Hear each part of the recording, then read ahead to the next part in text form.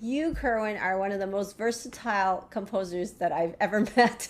Uh, you I don't know, know. I mean, you do well. First, you're known for your work with Public Enemy, but you're also a songwriter, a film composer. You've written music for video games. You've Yeah, written how many symphonies? Eight. eight. Yeah, and That's I've already just started my ninth.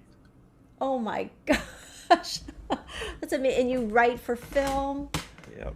How do you, first of all, how do you balance all that? Because you must have to adjust for different genres in some way. No, it's all the same to me. I don't look at genre. Only like if I'm working with someone and they specify that I write a piece that sounds in the style of something, I'll just immerse myself with that type of music for a while. It's not like I'm oblivious to it. I grew up listening to all different types of music, but I'll just get into that mind frame for that particular project and say, okay, this is what it needs to be. And so I'll just structure the harmony and the form of the piece according to that style. But it's that's what a recording producer would do. So when you approached this project, when I asked you to do this project, you kind of were thinking about who my dual partner would be. Yeah. Well, I wanted to write for Gujang.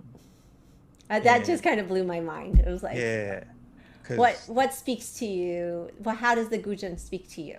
I just love the jung. I just love the instrument. And that's my favorite instrument. But what made me change the harp was that I realized I'm gonna need to make some pedal changes. And I know with the jung, the player has to make all of the tunings before playing. You can't adjust midstream. You know, you can move the pegs, but the tunings have to be set before the work is performed. And I didn't want anything to be bent or pulled. I didn't want that sound. Oh, you mean like the when the pitch oscillates? Yeah, I didn't want any of that to make the pitch change. I I see. wanted a pure pedal change. Uh huh. And so I said, well, I need the harp. I was glad because I love working with Charles. He's It's he's good. amazing. Yeah. And in terms of the style, you had mentioned to me this is different from what you've been working on recently. That Yeah, this is recently. Yeah. I wanted to write something closer to what I'd written for Titus Underwood, or the piece of A Composer's Passion. And I had also written a piece for alto sax and piano called Steven Spielberg's Next Film. I just wanted to write something more melodic and not mm, something that was motivically based. Like the more recent pieces I've written were motive based, mm. like based on a gesture. With this, I wanted something melodic and lyrical. So I took the title from George Theophilus Walker's piece, A Lyric for Strings, Mm. and just because you don't see the word lyric in a concert piece, so I said, well, it'd be cool to just put that word in. So I said lyric for violin and harp. So when we spoke way back at the beginning of the project, you had shared with me some of your connections with the East, Mm-hmm. um, and I feel like this piece kind of connects some of that that your interests with the Eastern arts with the Western arts. But definitely in how I approach the harmony, and like when you and Charles first read through it. Afterward, I said to myself, man, it's really modal, like how I wrote it. Like the harp part, it sounds Spanish, and I was like, wow, this what I want. But I remember you talking to me about you doing some martial arts, Mm-hmm. and also you shared with me the fact that there are a lot of Eastern influences in Western music that have kind of been um, shoved aside. Right. Um, and I really want you to share some of those thoughts. Well, jazz in general, I mean, just the whole improvisational aspect, for one, that's completely Eastern. And the extended harmony, the treatment of harmony, in extended, flat nine, sharp nine, and that sort of thing. It's not really in the conservatory. It's not really discussed in a way that it, as a jazz musician would learn it in their curriculum, because a jazz musician's curriculum is totally different from a classical musician's Mm, curriculum, and I think that's terrible. mm, We go to a conservatory, but the jazz musician, they can improvise on their instrument, and they're trained to read through changes. But if I put the same thing on a page for a classically trained musician, they have no clue of the harmonic structure or what that chord or how to improvise. So it's like the thing of the Eastern aspect is like you introduce a melody in a specific form, whether it's 4 bars, 8 bars, or 12 bars, or even 32 bars, but the structure is there and the melodic element is there. mm. And you play through it one time. That's like the head. So you that's what it is. But the improvisational part comes in where you're playing the same form over the same amount of bars, but it's your interpretation now and not the composer's. Mm-hmm. But the harmonic structure is still it stays in place. So in my martial arts training comes into it too. Man, like musically, what I learned is that like there's a 72 note scale, right? Mm. But in China, their ancient instruments, their ancient zithers, go back to a time where the instruments were used medicinally and to de-densify matter, like to have an effect on matter. Wow. And those, like the ancient jungs were metal and made of like stone, like crystal, but they were huge. Mm. And the resonance of them, like I don't even know where you can find them at, where they can be demonstrated. But for the chakra system, like the meridians in the body, is 108 vital meridians. There's a pitch for each meridian, and out of that 108 note scale, what still exists is the 72 note scale. Huh. Now, You in you you mean those 108 no longer exist on they the exist, but they're current? not. They exist, but scientists are using them for to manipulate the weather and things like that. Wow. That's the science. That's on the scientific level, but on the musical side, there's a 72 note, scale that exists in the East. That's the Makam system. Mm-hmm. And in studying martial arts, you know that of the 108 vital points, 36 can be used to paralyze or kill, Mm-hmm. and 72 are used for healing and promoting health. And on the note end of it, the musical side of it, sound can be used as a detriment or as a positive attribute. And the scientists know this, and they've been using it since World War II. Would you say that your music, sometimes overtly or maybe subtly, is based on some kind of social commentary? Yeah, for the most part, all of it is. Yeah. How would you say so for lyric? Um, this is one point where it's not like this piece, composer's passion, and like the other work I mentioned, music for Steven Spielberg's next film. Those neither of these are based on social commentary, but rather just how I feel in the moment, like just you know. But most of my other works are just dealing with like current events. Like I just wrote a piece for Utah State called "Far from Righteous," Mm. and it's about everything that we've seen on the news during the Trump administration over the past year or two. and this the behavior of police and politicians. So I call that, far from righteous. But Mm. lyric, this is just my expression, just wanting to write something different. What would you advise for a young budding musician or composer who's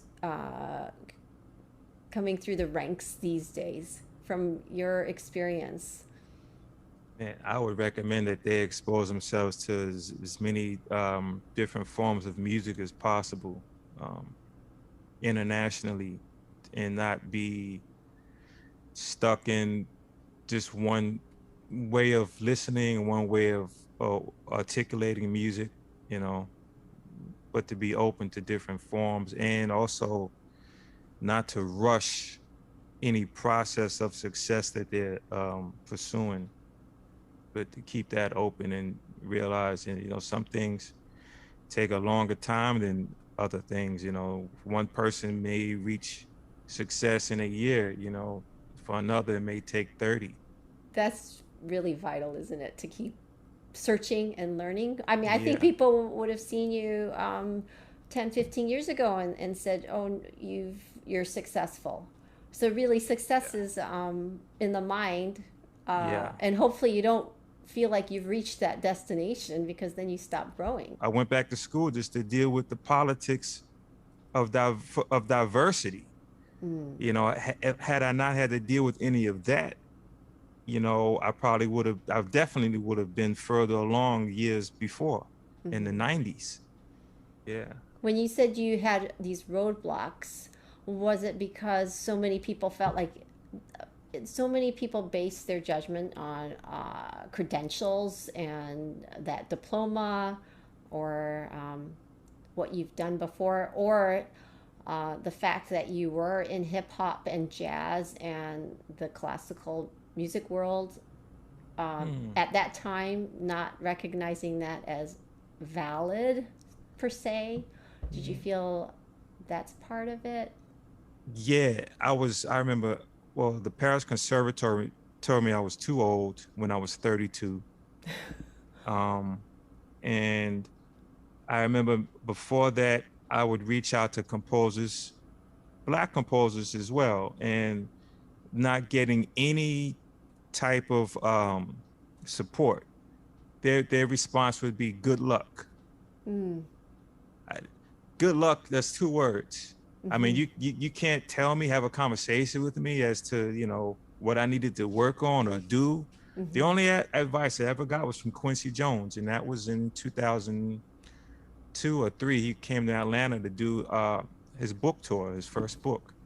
And I met him, and gave me advice on what to do. And I've been doing it. And what that was transcribing the music that I like to listen to and would study. I Mm. would always transcribe. And I've been doing that since 1993. And it just took me a while after being denied entrance into the Paris Conservatory. I, I, I went through a phase. I gave up. I quit my job. I was a forklift operator, and I never wanted to have a job, you know. So I quit my job. I sold my studio equipment, everything. I had everything you could dream of having. I sold it all. And I Wow. went and worked with an ethnobotanist. He and his Hmm. wife had 25 acres, and I worked with them and lived with them for 4 years. And during that 4 years, they got me a computer. They got me Sibelius so I could compose. And during that period, I worked on Flavor of Love TV show. And I wrote a bunch of concert works and got a few concert performances at under my belt. And then I reached out to Chin Yi during that time. And in 2009, I enrolled at UMKC, but I didn't need to go through all of that prior. Mm. All of the choices I made and what I had gone through was just a culmination of just years of rejection. Yeah, Mm-hmm. my career started in 1987. By 1993, I had already achieved much of what I wanted to do. I had double platinum albums. I had films, music in major films. I was doing television. I worked with jazz artists, reggae, rock, hip hop, and R&B artists. Mm-hmm. And I was had a A&R position with Chuck D's record label. So I was doing a bunch of stuff. Hip hop was just a part of it. It wasn't even my main thing was just hip hop. I mean, I could do that, but like music. For you to have mentorship when you were younger was hard to find. Mm-hmm. Even amongst, you said some of the black composers that were successful would Yeah. just say to you, good luck. Yeah. Good luck. Um, Yeah. and that I think that shows that mentorship is really important. One of our jobs as musicians is, as we get older, to mentor the younger Yeah. generation in whatever way we possibly can. Yeah. And the sad thing is that a lot of people look at our accolades to Hmm. determine whether or not we're qualified to mentor someone or Right. qualified to teach. Why do I need to have accolades? Can't you just look at my body of work? Hmm. I've done more than a lot of people that are 3 times my age right now. Well, not 3 times, almost twice my age, you know, almost twice my age. I've done more than they have in their life. I don't have the accolades. Right. I don't live for the accolades. Why do I need to have accolades, to be deemed um uh, uh what's the word I'm looking for? Uh, Qualified to teach a certain thing or talk about a certain aspect of music. Do you feel like the events of this past year, there are a lot of organizations trying to make changes. Do you hold hope that things might be a little bit easier for other people coming through the ranks in classical music? Yeah, I'm hoping things are made easy, but at the same time, a lot of organizations are doing it because it's politically correct to do it. They don't want to Right. lose the funding that they're receiving Hmm. from the government or of other donors who support that thing. Like some of these organizations themselves don't really feel that way. They're just doing it to get the funding so they can stay in business, and they're still playing the same game. They're only looking at people who've recently won a certain award Hmm. and then giving that same person another award. Hmm. They're not looking at the artistry or artists who are really deserving or struggling just to stay afloat. Hopefully, there's some organizations that genuinely are hoping to change things from a deeper perspective. Yeah, yeah. I'm hopeful. I'm hopeful. I mean, the people are out there, but they're just being overshadowed by those who really don't have that kind of heart, that care, that Hmm. cares. Hmm. I think conversations like we're having are Hmm. important uh, to bring those kind of things up Yeah, to right. light. And I appreciate your sharing those with me. Yep, yep, yep. This is Yeah. good Yeah. because it would inspire someone watching to say, "Whoa, okay." And that person may have the means to make a change and may act on it and do something. Well, I'm really grateful you lent your voice into this project. I really appreciate your beautiful piece for me and Thank you. Charles. Yeah, I And can't wait to hear it like in full, but more importantly, I want to see the reaction like from everyone else who sees it and hears it. yeah, Like to know what they feel. yeah. I think that people will really enjoy it.